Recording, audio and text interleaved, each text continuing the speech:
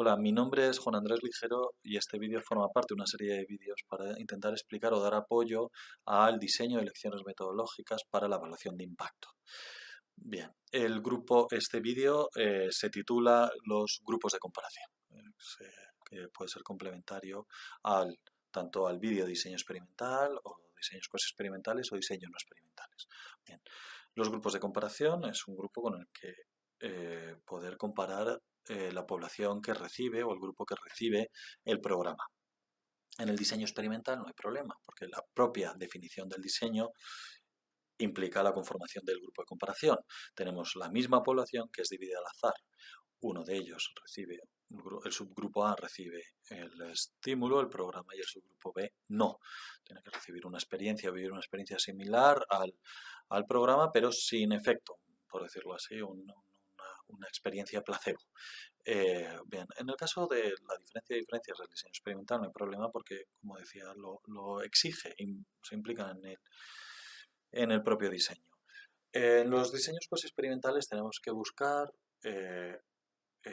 intencionalmente un grupo de comparación que sea lo más parecido posible al grupo que recibe el programa, que sabíamos que por diferentes razones éticas, legales o prácticas no podemos dejar a la población receptora, a la población destinataria sin recibir el programa.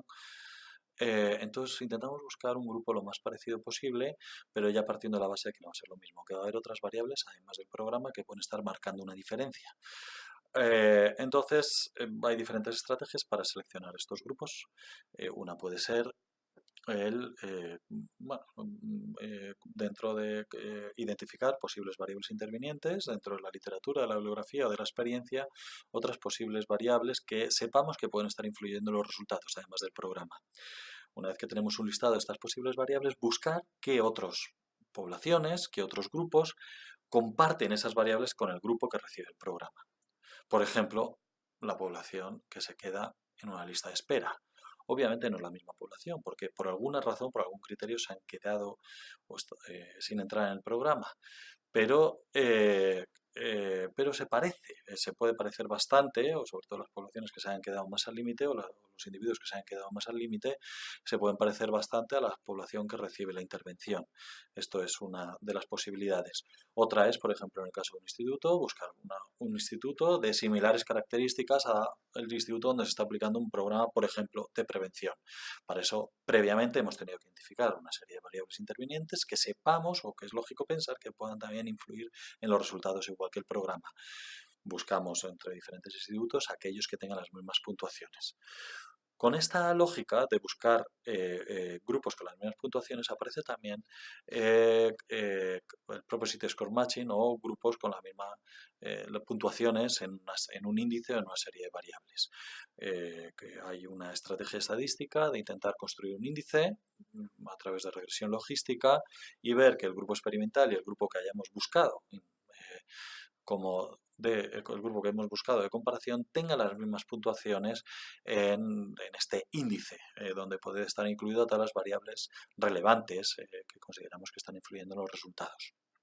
Bien, en el caso que no podamos encontrar intencionalmente esta población o que el grupo que encontramos no tiene las mismas puntuaciones, una de las posibilidades es crear submuestras, tanto el grupo experimental como el gran grupo de comparación. Creamos dos submuestras en uno y en otro para que encontrar dos pequeños, por decirlo así, o grupos de menor tamaño experimental y de comparación, que estos sí tengan las mismas puntuaciones en este índice, que en muchas ocasiones se hace a través de la regresión logística, que en el nombre anglosajón que recibe esta estrategia es el Propensity Score Matching. Bien, la tercera opción que se puede utilizar es en territorios donde hay un territorio que recibe el programa y el resto no, se hace un grupo sintético. Por ejemplo, pongamos el caso de las comunidades autónomas españolas, donde la Comunidad de Madrid pueden recibir un determinado programa o una determinada iniciativa educativa en la Comunidad de Madrid que en el resto no se está aplicando.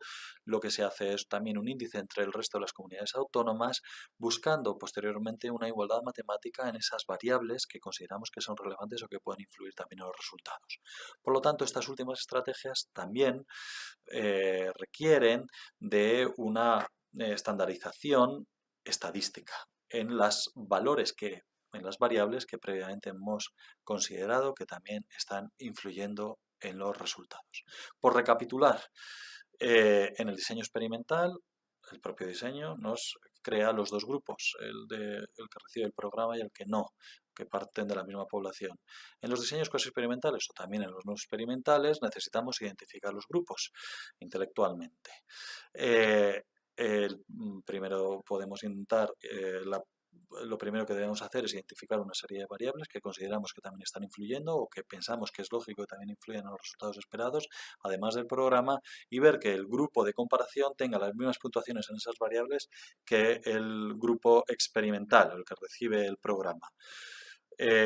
Podemos hacerlo buscando hasta que encontramos ese grupo con las mismas características, ya puede ser en un entorno cercano o más lejano del grupo que recibe la intervención, o podemos también utilizar estrategias como un índice, juntar todas estas variables en un índice y buscar esas puntuaciones similares en los dos grupos a través del Propensity Score Matching o de otras estrategias estadísticas para que los dos grupos sean lo más parecido posibles. Y por último, podemos utilizar la estrategia del grupo sintético, que requeriría una estandarización de los dos grupos en las puntuaciones de las variables que consideramos clave.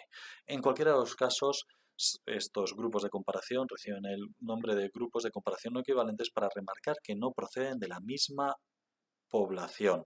Y también, una vez que estamos en modelos cuasi experimentales o modelos no experimentales, es conveniente recordar que ya no estamos estimando el efecto neto, sino que estamos estimando el efecto bruto. Estamos intentando identificar la contribución del programa a la realidad que queremos observar, aunque no vamos a tener ya la seguridad que nos lo permitía el modelo experimental.